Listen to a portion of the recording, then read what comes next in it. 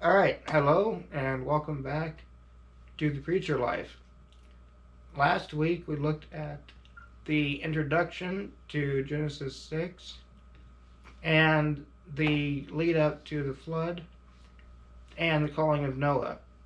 So now we're going to start at verse 13 of Genesis 6. And the title of this section of my Bible is The Ark is Prepared. So, starting at 6, verse 13. And God said to Noah, "The end of all flesh has come before me, for the earth is filled with violence. For the earth is filled with violence through them, and behold, I will destroy them with the earth." So, make note of that last section of that first verse, that destroy them with the earth. So, this is not only destruction of air-breathing life on the earth, but a restructure of the earth itself. So, starting at verse 14. "Make yourself an ark of gopher wood. Make rooms in the ark, and cover it inside and outside with pitch. And this is how you shall make it. The length of the ark shall be 300 cubits, its width 50 cubits, and its height 30 cubits. You shall make a window for the ark, and you shall finish it to a cubit from above, and set the door of the ark in its side. You shall make it with lower, second, and third decks. And behold, I myself am bringing floodwaters on the earth to destroy from under heaven all flesh, in which is the breath of life. Everything that is on the earth shall die, but I will establish my covenant with you, and you shall go into the ark, you, your sons, your wife, and your sons' wives with you.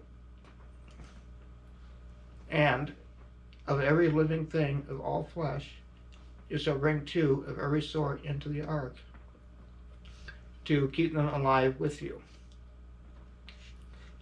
They shall be male and female, of the birds after their kind, of animals after their kind, and of every creeping thing of the earth after its kind. 2 of every kind will come to you to keep them alive. And you shall take for yourself of all food that is eaten, and you shall gather it to yourself, and it shall be food for you and for them." Thus Noah did according to all that God commanded him. So he did.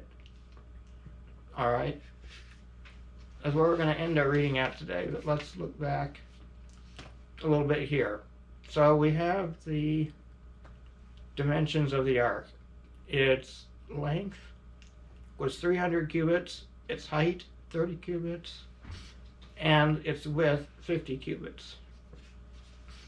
Now, I have gone over this before, but I'll remind it again that a cubit is the length from your elbow to the end of your fingertips. And for most instances, the cubit was considered to be about 18 to 22 inches. So in US, that's about, 1.5 feet of 18 inches, or just under 2 feet. Metric, not sure. I'll have to put that in the description. But even at a short cubit of 18 inches, that would mean the ark was 450 cubits long by 75 wide and 45 high. And there's a lot of evidence that the ancient cubit of around this time was the longer version of 22 inches. So that means the ark would have been even longer, about, say, 510 feet long. And with its 3 decks, as we just said, that was a very large cargo vessel. Or, excuse me, it was a very large vessel.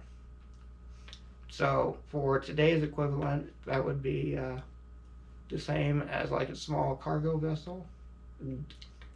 In my Bible here, it shows a little bit of comparison, which I'll try to get a picture as well, that Noah's Ark was probably about, well over half the size of the Titanic, and larger than the Santa Maria or the Wyoming. So it was a large structure and had a lot of room to it. And let's look again here at who all was going to be in it.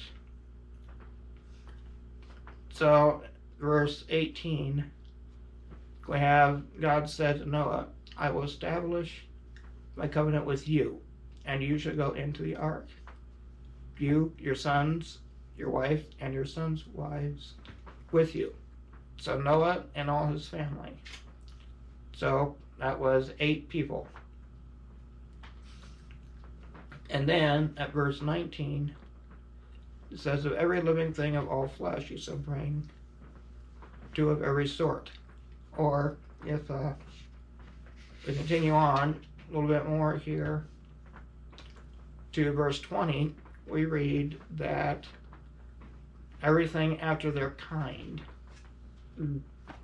So we saw this verse again, or this description in Genesis 1, that God created all animals after their kind.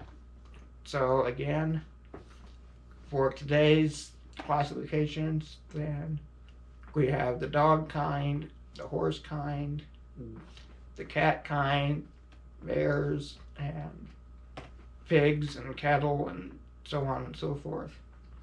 That just as God created distinct kinds to reproduce after each other, that is what was taken on the ark. And there are a lot of questions of, well, how could God, or how could Noah fit all these animals on the ark? Well, for one, he did not need to take any sea creatures. There was plenty of water around. So that decreases his need a lot.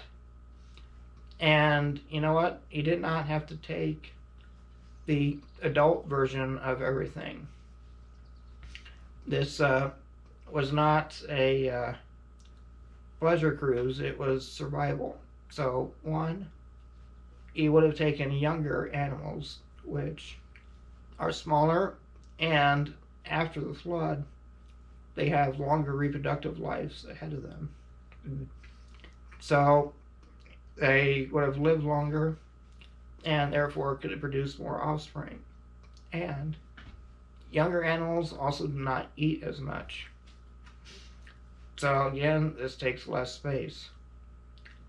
So when you look at the number of animals that Noah would have needed to take, some estimates say there were only like around 4,000 animals that he needed to take. And that includes species that, or kinds that are extinct today, such as dinosaurs and, say, different types of birds and that kind of thing, that they would have been on the ark and survived as well. So some people wonder then, why was there so much room? Well, some of it would have been taken up for food, and then they have extra space for living quarters. But as we read in the book of Hebrews, Noah was a man of righteousness. He was a good, godly man. And we just read that here a little bit ago, that, God selected him and because he was righteous before him. So it is very likely that Noah, while he was building the ark, spent time trying to warn people of, hey, there's judgment coming. You need to come with us on the ark and be saved from God. But it doesn't look like anyone else would have or did believe him, and they took their fate. And we'll talk about that more here in subsequent weeks. But there was plenty of room on the ark, and if we look at farming practices today, that we can see just a few people can take care of a lot of animals. We don't know exactly how Noah and his family built the ark or would have taken care of everything, but there are different ways that can be done, such as trough systems that you can put food in areas and just go along down the line and put them in. And as we said a little bit ago, that Noah and his family were to make rooms, or as some translations say, they are to make pens or cages for them, so that each animal kind could have their own area and be protected and just be with each other. That makes it easier to help clean up and feed after them as well. So there are many ways that Noah and his family could have done it. It is not a reason to say that it was impossible. We'll look more at details of the flood in next week. But for now, that is where we'll end it. And again, please make sure to ask questions below, as I gladly answer questions and would like to help clarify as well. So, thank you for watching, and bye for now.